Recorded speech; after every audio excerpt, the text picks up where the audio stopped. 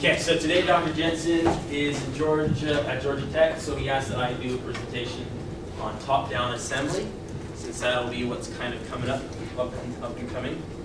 A little bit of background about what top-down assembly is useful for. If you have an assembly with hundreds and thousands of parts, say like a turbine jet engine, and you need to make a change to a single part, and you've done the traditional bottom-up assembly where you first create the part, and then somehow use some sort of constraint to link that part to another part. If you have to make a change to a single part, how many parts do you need to update to reflect the change? Meaning if I've got one part I've created, I put it into my assembly, and then all of a sudden the dimensions on that are wrong. If I change it, it'll break the constraints. So then I've got to reconstrain it, but then it'll break all the constraints of the parts that I just reconstrained. How do I update it so that I can get it so that I don't have to go through that? So bottom-up assembly, just making the parts versus assembling it can be very time expensive if there's any types of mistakes. And so what if there's a way to make that small change and then have everything updated automatically? That's what top-down assembly does. It can be used to make changes and parametrically update the rest of the assembly so that all of the dimensions that do change will keep the parts constrained together. Setup time, the disadvantage of top-down assembly is that the setup time can be costly. It can take a little bit of time to set it up. And so if you're working for like a medical device company and you've only got like maybe 10 parts that you need to put in your assembly, setting up a top-down assembly is probably not worth it. Because you can just go in and make the change to the part that you need and have it update automatically. But it can be advantageous when you've got lots and lots of parts. So how can you set it up? That's kind of what we're going to go over today. So there's a method and there's a bunch of text here, but I've tried to simplify it with some images. So we'll kind of go through this step at a time and kind of make it generic enough so that you guys can understand how to do it in the various CAD packages that you are using. So the method to creating a top-down assembly is to first create or open a new master assembly file. Okay, so if you're in CATIA, you're going to create a product. If you're in NX, you're going to create just a regular part file or an assembly file. And then the first step after that is to create key system level parameters. And I find that this step and the next step are probably the most difficult things to understand as far as setting up a top-down assembly. And so I'm going to kind of go in a little bit more detail about those. Create key system level parameters. What does that mean? It means that you want to create a list of parameters that you can use to control the entire assembly. So maybe you're going to want to create something that will control the length. Maybe you'll want something that can control the width, the height. You've got tire diameters, so maybe you'll want to create some formulas or expressions for that. You could do like the length of your chassis for this project. You could do the length from axle to axle. I mean, it's totally up to you guys what you want to set up. It just depends on what you want to control. So you're going to kind of identify all of those things that you want to control about your project, and then you'll create formulas and expressions depending on which CAD package you're using for those parameters. So you'll create an expression for length, or in NX, or if you're inside of CATIA, I think it's a formula. Maybe I got those mixed up. I'm pretty sure it's a formula in CATIA. You'll create one for length there, and you'll kind of specify how big that is. Okay. The next step is to create some system level relationships. What we mean by that is we want you to identify where the parts are going to meet up. And this is kind of difficult because right now, I mean, you guys do have your remote control race cards. You kind of know how they all are put together. Sometimes in industry, you'll have no clue what this product is supposed to look like in advance. And so you got to kind of figure out in your head, okay, I'm designing an airplane or a car. If it's an airplane, you're like, okay, I've got to have some engines. Those need to connect to the wings. And so you kind of identify where those objects kind of link up and physically are connected. So like for example, the car, where did the tire and axle meet up? You're going to need to show me where. And so in order to do that, when you create this relationship, you're going to use a point, a line, a circle, a plane, any type of CAD feature to identify where that location is. So I think I've got an example here in a slide or two that'll help. But anyway, so once you've kind of gone through that thinking process, identifying what parameters you want to put in, identifying where those relationships are, you'll go ahead and start creating some data planes, some points, axes, whatever you want, to create a master skeleton. A skeleton is kind of a geometrical interpretation of what your overall assembly will look like. And it's very helpful because you can constrain all of your sub-assemblies and parts to that skeleton. So you'll create sketches that represent the parts and or sub-assemblies. You'll apply the parameters and relationships to the skeleton. So once you've created your skeleton, which I'll show you guys here in a minute, you apply the parameters and kind of identify where those relationships are. You're going to test and update your skeleton. You'll save the assembly. So here is an example of a skeleton. All right. Basically, I set up some planes here, a couple of lines to identify where I want things to be located. So maybe this line here would represent the axles that will be the front of my car. And maybe I'll have a line back here that'll show where the rear tires are. And maybe I want this to represent like the fender to like the front of the wheel or something. I don't know, whatever you'd like to represent it as. You can identify planes like maybe I want my cab to start here.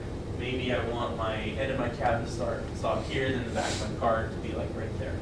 So that kind of sets up the relationships. And then I'll go into this skeleton that I've created, and I will apply those formulas or expressions and constraints to the skeleton. So like maybe the length will be from here to here. And so you can just arbitrarily set that up when you first get started, and then as you make measurements on your car, you can say, okay, my car is actually 350 millimeters long, so maybe that would be the length of your car, and you can create an expression for that, say that's 350 millimeters long. The reason you're doing that is because you're going to create an infrastructure so that you can morph the entire project and make it really easy to make small changes to individual parts without having to go in and reassemble everything, okay? So once you kind of set up your skeleton, you've applied the constraints to it, kind of have some geometry that shows the relationships between interconnected parts. You'll constrain your skeleton, you'll kind of test to make sure it works, and we'll save it. And then we come to this next part here. And this part is where we're going to start putting sub-assemblies into the skeleton, okay? So you're going to create some sub-assemblies. Those should create regular parts. And then you're going to link those assemblies to the different areas of your master skeleton. So you'll link the skeleton geometries. And in doing so, you will also need to link the parameters that you use to create that skeleton. And you'll also need some relationships. So you're going to need to identify some physical relationships for your sub-assemblies. So once you've got those things linked down, you can then create a sub-assembly the same way you created a skeleton, add a little bit of geometry, put some new parameters on there if you need to, and then you'll just kind of add some additional sketches, and you can save it and kind of test it. So here's an example of that. So maybe I'm building a truck. I've already set up my master skeleton. It's constrained with those relationships, constrained with those formulas and expressions, those parameters, if you will. And I've got my relationships kind of set up here with the data planes. I'll go ahead and create a sub-assembly file, and I'll create a little bit of geometry in here, and I can link this, and we'll show you how to do that in lab for either NX or CATIA. You can link the geometry from the skeleton into the sub-assembly. So like maybe everything here is constrained to that line, this blue skeleton line here. And if that thing moves back and forth, you want it so that this sub-assembly will move with it. So you'll link down the parameters, and you'll link down any geometry that you need, so you'll be able to move that. Okay. So then you're gonna apply that same the sub-assembly parameters relationships to the skeleton. So you're gonna create a new set of those, put them in there. You're gonna test and morph the sub-assembly, make sure it works. If the sub-assembly works great, you're gonna save it. You're gonna come up back to the master assembly, and you're gonna test the master assembly. So anytime you create something in this like descending part tree from the top down to the bottom, you will create a different section of it, you'll test it, and then you'll come back up to the level above it and test it, just to make sure that everything's working okay. So from inside the master assembly, or the sub-assemblies, you can create individual parts, just depending. So like if you have a master assembly and you have a list of sub-assemblies, you can still put parts inside the master assembly, or you can put parts in the sub-assemblies. So it doesn't really matter where you do it. For this class and for the organization that you guys are probably going to set up, I just recommend putting all of your parts into the sub-assemblies, and then have someone own each individual sub-assembly, and then have someone own the master assembly files. But anyway, so you create individual parts, just the same way you would normally. You'll need to link down the geometry and the parameters from the sub-assembly down to your part. And then any additional part stuff that you want to create inside individual part, you create some of your own parameters there. Create some relationships, so you kind of have like a mini skeleton inside of the actual part. And then you can add additional sketches, solids, etc. So what you'll end up with is something that looks like this. Okay? So you're going to have your master skeleton. It's going to have its own parameters. It's going to have its own physical representation of the relationships. You'll create sub-assemblies that are linked to that master assembly. And inside those sub-assemblies, you will link down the parameters and some of the geometry from the master file. And then you can create your own little sub-assembly. And inside the sub-assembly, you can create some features that you'll need. Then you'll create individual parts, and you will link down all the information from the sub-assembly down to the part in the same way that you did from the master skeleton to the sub-assembly. So just kind of bringing things down the tree. So there's only really two things that you need to bring down, just the geometry and the parameters. So you'll keep doing that, and eventually you'll be able to create a part or a total assembly that looks something like that. And so then once you've got the individual parts created, you'll need to save them, you'll need to morph them and see if they work. You'll save it, you'll go up to the sub-assembly level, you'll test it up there. If everything works, you'll save it, you'll go up to the master assembly file, you'll test the whole thing. So you gotta kind of keep testing it. And I've got some examples of why you want to do that, okay? But real quick, here's our little car. Because we set it up, or I'm sorry, it's a truck, it's not a car, it's a truck. Because we set it up in a top-down method, you can morph it lengthwise and everything will update with it. So you'll notice I've got my tires there, and as I change the length, the tires stay the correct proportion. So it moves automatically. So I'm like, you know what? I kind of screwed up. My chassis length isn't actually 350 millimeters, it's 400. If I update that, because we did it this way, everything will move with it. If it was bottom up, you'd have constraints breaking all over the place and have to reconnect all those parts. So we can morph it lengthwise, we can morph it widthwise if we want to, you know, just kind of expand it that way. And it shouldn't break if you've done it appropriately. And we can, of course, take it back to its original shape. No problems. So here's some examples. This is from my project when I did it last year. We had the Mazda RX-7. So it's pretty sweet there. One of my teammates did some awesome visualization tools. One specific example I wanted to show for you guys is our chassis. This was an early implementation of our chassis. We actually got our chassis to work just fine at the end of the semester. But you'll notice a couple of things here. You can't see it very well, but there's a little angle right here and a little angle, like triangle part there. You'll want to watch those. You'll also want to watch this section right here, okay? So I'm going to go to this next little image here.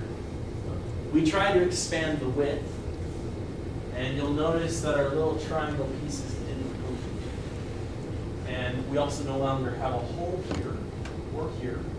And this is also a lot wider than we had intended it to be. So as you guys go through and create your assemblies, you'll need to make sure that you kind of take into consideration all of those parameters and relationships that you created, and make sure that they're applied appropriately. If not, when you're testing, you'll notice things like this that aren't quite working right. So you'll need to go in and make those changes so that it'll update. And so eventually, when you have the final product, it'll look something like that when you morph it, and if you make it wider or smaller, it'll keep everything where it needs to be.